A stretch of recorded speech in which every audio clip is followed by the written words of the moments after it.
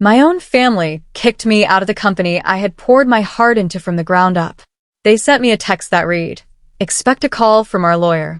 My reply was simple and calm, "Understood." But what they didn't know was that I had quietly sold my 51% ownership in the company. Just a few hours later, my phone was blowing up with 69 missed calls. That was the moment they finally realized that the true power had always been with me.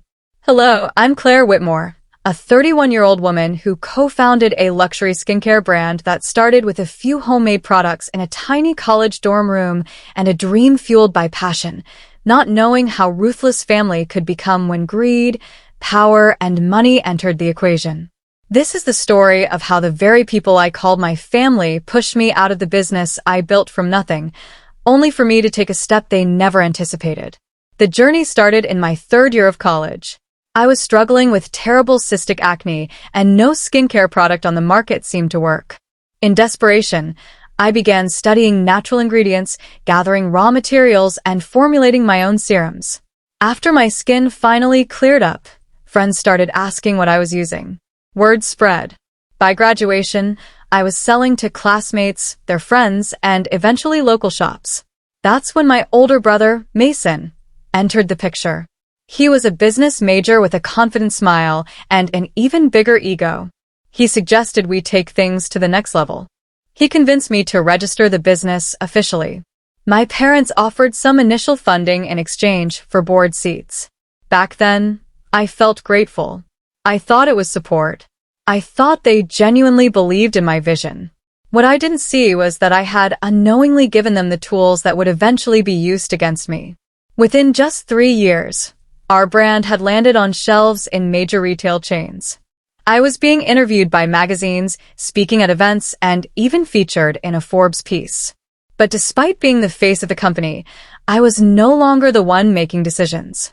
Mason started making choices without me, slowly diminishing my role, turning me from founder into nothing more than a marketing symbol.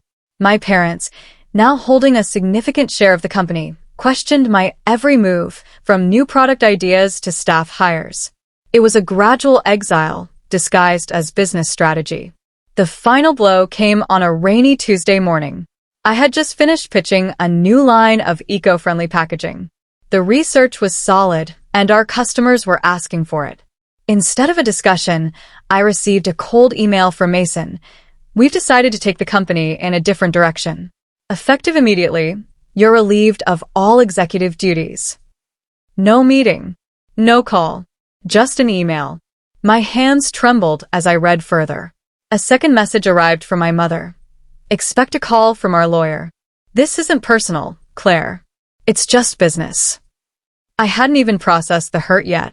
I was too numb. I replied with one word: "Understood."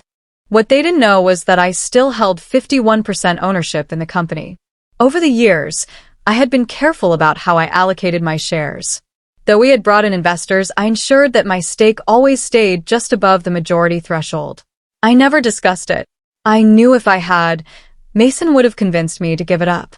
But I held on to it quietly, like my last lifeline. After reading that email, I scheduled a meeting with a ruthlessly effective private equity firm that had approached me a year earlier. Back then, I had declined their offer. This time, I said yes.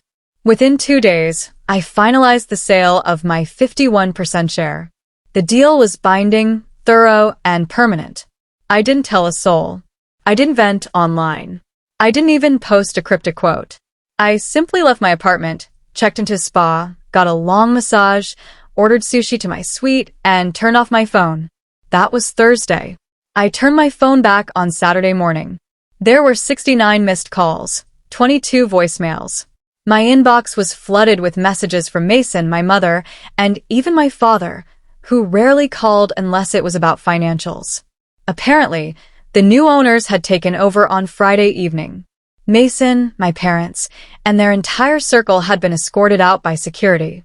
There were no warnings, just a swift takeover. The deal granted the new firm full executive control, and they didn't waste a moment. Out of all the messages, one voicemail from Mason stood out. His voice quivered with rage as he yelled, "How could you do this? You've ruined us, Claire." This isn't what Dad meant by legacy. Call me before this gets worse. Worse? I laughed for the first time in weeks, a deep, gut-level laugh that I couldn't stop. Because I didn't ruin anything. They did. They played power games without understanding the rules. They forgot that I designed the board they were playing on. This wasn't revenge. This was me reclaiming my life. I was done shrinking myself so they could feel bigger. I was finished fighting for space in a room I had built with my own hands. Do I regret it? Not at all. I feel free. And this was just the beginning. But my family wasn't ready to let go quietly. By Monday, the media had gotten wind of the sale. Headlines were everywhere. I was no longer just the face of the brand. I was the architect who outsmarted her own board. Naturally, Mason and my parents tried spinning the story, claiming I acted out of spite, that I fabricated documents, that I misled everyone about my stake. That last part made me laugh again. The audacity of them calling me dishonest after dismissing me with a single cold email. The real shock came when Argent Capital, the new owners, started making bold changes. The entire old executive board was fired within a week. Mason, my parents, and their cronies gone. Argent wasn't obligated to keep any of them, and they didn't. My family went from power players to outsiders overnight. They did not take it well. My mother showed up at my apartment with a forced smile and a casserole dish like that would erase months of betrayal. I didn't let her in. She pleaded, wept, blamed me.